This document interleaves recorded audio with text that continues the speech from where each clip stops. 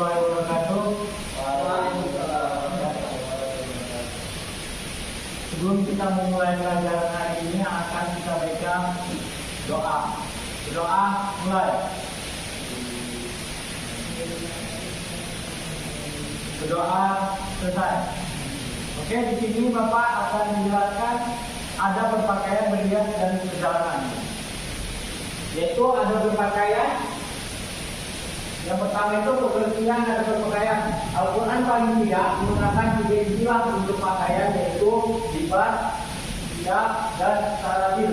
Libas pada mulanya berarti penutup. Kali ini tetap bentuk sesuai dengan fungsi pakaian, yaitu sebagai penutup. Nah, kata libas menggunakan Al-Quran untuk menunjukkan pakaian lahir dan batin. Pakaian dinamai siap atau tutup karena ide dasar adanya bahan-bahan pakaian, adanya agar pakaian. Sedangkan kata sarabil berarti pakaian dalam arti yang manapun bahannya. Oke, yang kedua fungsi pakaian. Yang pertama itu penutup aurat. Kata aurat terambil dari kata ar yang berarti onar, air, kecela. Fungsi awalan pakaian adalah penutup aurat, baik yang laki-laki ataupun yang perempuan. Dalam hal pakaian wanita digunakan juga istilah jilbab yang mengandung pengertian segala macam tutup ataupun penutup yang menutupi kepala kecuali muka, leher, punggung, dan dada wanita. Busana muslimah harusnya memenuhi kriteria berikut ini. Yang pertama, tidak jarang transparan dan ketat. Yang kedua, tidak menyerupai pakaian laki-laki. Yang ketiga, tidak menyerupai busana khususnya non-muslim. Yang keempat, pantatnya dan sederhana. Yang B ini perhiasan. Nabi SAW bersabda, sesungguhnya Allah indah, senang kepada keindahan. Keangguhan adalah menolak kebenaran dan menghina orang lain. Yang C, melindungi dari bencana. Yang ini melindungi dari bencana. Dalam hal fungsi, pakaian dapat melindungi dari bencana. Ditemukan dalam firman Allah Subhanahu wa taala surat Nahl ayat 81. Yang D, menunjuk identitas. Fungsinya identitas pakaian ini disyaratkan oleh Al-Quran surat Ahzab ayat 59 yang menugaskan Nabi Muhammad SAW agar menyampaikan kepada istrinya, anak-anaknya, perempuannya, serta wanita-wanitanya untuk agar mereka mengeluarkan jilbab mereka. Ketiga, nilai positif ada berpakaian.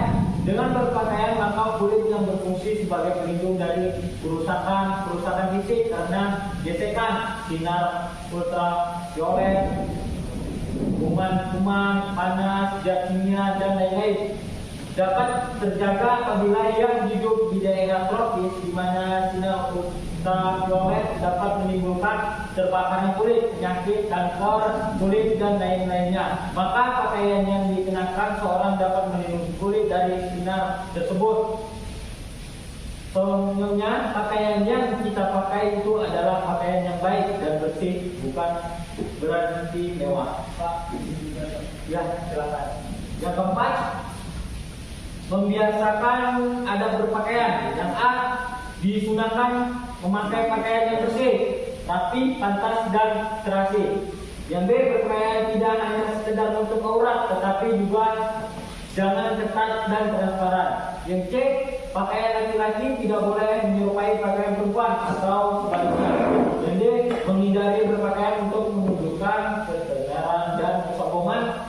Disunahkan berdoa ketika memakai dan melepas pakaian, tidak berpakaian yang bergambar makhluk hidup atau ada simbol agama non-muslim. Mendahulukan bagian kanan pada saat berpakaian. Disunahkan memakai pakaian yang berwarna putih. Oke, yang B ada berpakaian. Yang satu pengertian ada berhias. Maaf ya, yang B ini ada berhias. Satu pengertian ada berhias. Berhias dalam bahasa Arab disebut dengan kata tazayyana atau yatazayyanu.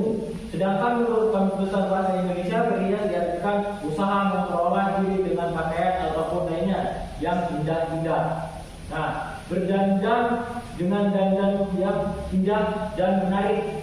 Nah, secara istilah berhias dapat dimaknai sebagai upaya setiap orang untuk memperindah dirinya dengan berbagai busana, hias ataupun yang lainnya, dan dapat memperindah diri bagi pemakaiannya, sehingga memunculkan kesan indah bagi yang menyaksikan serta menambah rasa percaya diri. Kedua, bentuk adat berhias. Rambu-rambu yang harus ditaati oleh seorang muslim dalam berhias antara lain yang A, niat yang lurus, yaitu berhias hanya untuk beribadah. Artinya segala bentuk kegiatan berhias diorientasikan sebagai bentuknya bersyukur atas nikmat dan bertujuan untuk mendekati diri kepada Allah Subhanahu wa taala. Yang B, dalam berhias tidak dibenarkan menggunakan gambar yang dilarang agama. Yang C, dilarang berhias dengan menggunakan simbol-simbol non-muslim. Yang D, tidak berlebih-lebihan. Yang E, dilarang berhias seperti cara berhias orang-orang jahiliyah.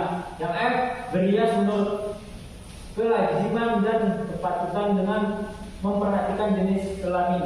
Yang G, dilarang berhias untuk keperluan berkoyak-koyak ataupun pria. Yang ketiga, nilai positif pada berhias. Seorang muslim atau muslim yang berhias berdandan sesuai ketentuan Islam, maka sesungguhnya telah menegaskan diri sebagai mukmin atau muslim. Seorang yang berhias secara Islami akan merasa nyaman dan percaya diri dengan dananya yang telah mendapatkan jaminan hak secara hukum, sehingga apa yang dilakukan akan menjadi motivasi untuk menghasilkan karya yang bermanfaat bagi sesamanya. Yang keempat, membiasakan ada berhias Islam, memerintah berhias yang baik, bagus dan indah sesuai dengan kemampuan masing-masing. Islam mengajarkan untuk hidup secara wajar, berpakaian secara wajar, berhias secara wajar, jangan kurang dan jangan berlebihan. Ada beberapa hal yang diharamkan dalam perhiasan. A, bagi laki-laki memakai emas dan sutra. Yang B, pakaian yang mempertajam bagi tubuh pakaian ketat. Yang C, laki-laki menyerupai wanita dan wanita menyerupai laki-laki. Yang D, pakaian yang lebih-lebih dan untuk kesombongan. Yang E, tato dan mengikir gigi. F, menipiskan alis. Yang G, menyambung rambut. C, ada perjalanan. Yang pertama itu pengertian ada perjalanan. Dalam bahasa Arab ditemukan kata rihlah atau safar yang mempunyai pengertian sama dengan perjalanan. Secara istilah, perjalanan diartikan sebagai suatu aktivitas untuk keluar atau meninggalkan rumah dengan berjalan kaki atau menggunakan kendaraan yang mengantarkan kepada tujuan dengan maksud atau tujuan tertentu. Dua, bentuk ada perjalanan, ada sebelum berangkat ketika meninggalkan rumah secara berdoa sebagai berikut. Bismillahirrahmanirrahim. Bisa dibacakan oleh Mas? Iya. Dibacanya kayak ya.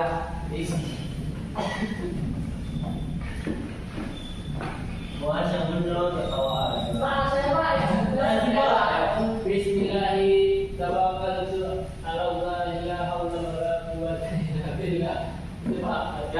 Dengan nama Allah aku bertawakal kepadanya, hidayah kekuatan dan dengan pertolongan Allah. Terima kasih ya. Yang kedua, nilai positif ada perjalanan.